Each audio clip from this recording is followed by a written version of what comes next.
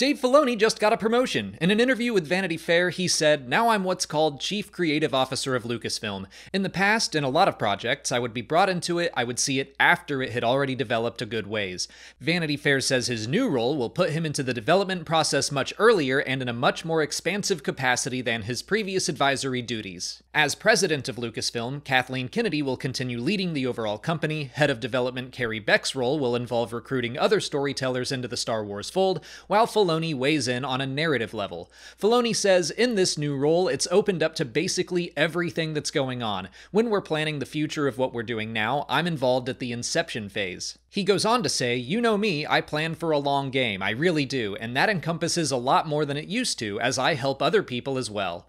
I'm gonna pause reading from the article for a moment to chime in. I'm happy about this. Star Wars has been plagued with film and television projects that have been announced and then cancelled. There have been production issues going all the way back to Rogue One in 2016, and then we had Colin Trevorrow's version of Episode 9, Duel of the Fates, get scrapped because of creative differences.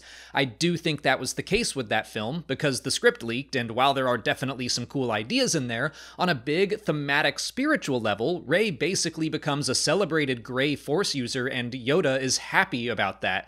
I think that goes against what George Lucas has always said about balance and the Force. So my hope for Filoni's promotion is that we can avoid moments like that in the future. Dave will seemingly be involved in story development far earlier, and then if a storyteller suggests something that's antithetical to the messaging of Star Wars, he can help guide things back on track. Or if irreparable creative differences pop up, maybe they'll happen before a big announcement is made.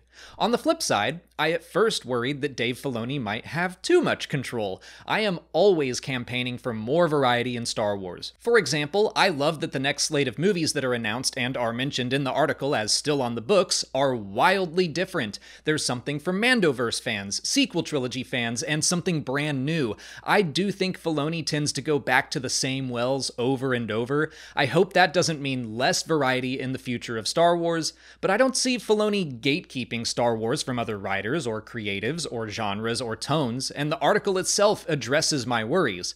Filoni says, "I'm not telling people what to do, but I do feel I'm trying to help them tell the best story that they want to tell." That sounds great. It reminds me of what Jon Favreau said about Dave at Star Wars Celebration, that he doesn't shut down ideas, he helps shepherd ideas into Star Wars where they'll fit best. Like when Favreau wanted to have a group of Mandalorian characters who all wear their helmets all the time.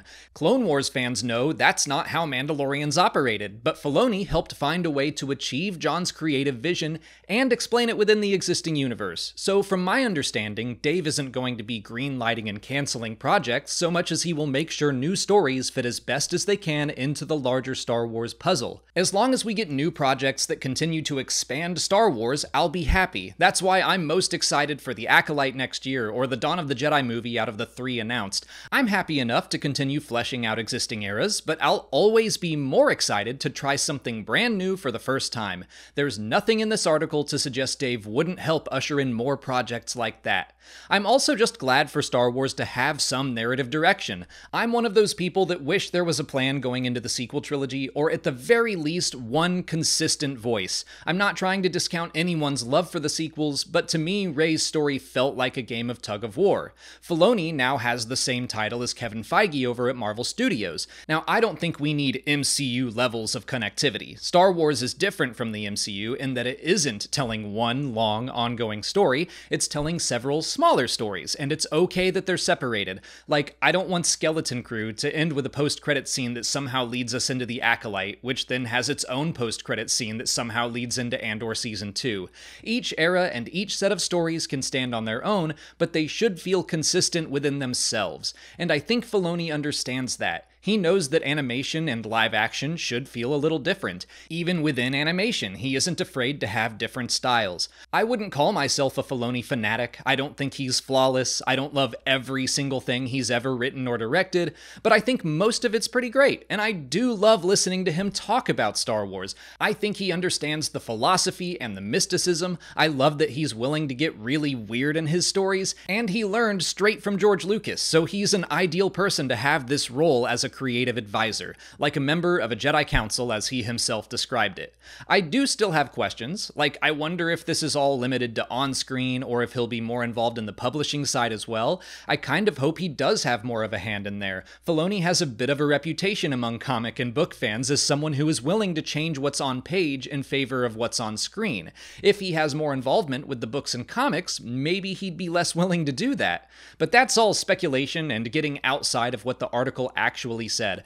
By the way, if you want to read it, I'll link to it in the description. But I'm very optimistic about all of this. I'm happy for Filoni. I also doubt we're even going to notice much changing as far as final Star Wars products go. My hope is that the production side will be noticeably more smooth. But I'm going to wrap up for today. Let me know what you think of this news in the comments. If you haven't already, please like this video, subscribe to the channel, follow us on our socials, and consider checking out our Patreon page. As always, thanks for watching, and may the Force be with you.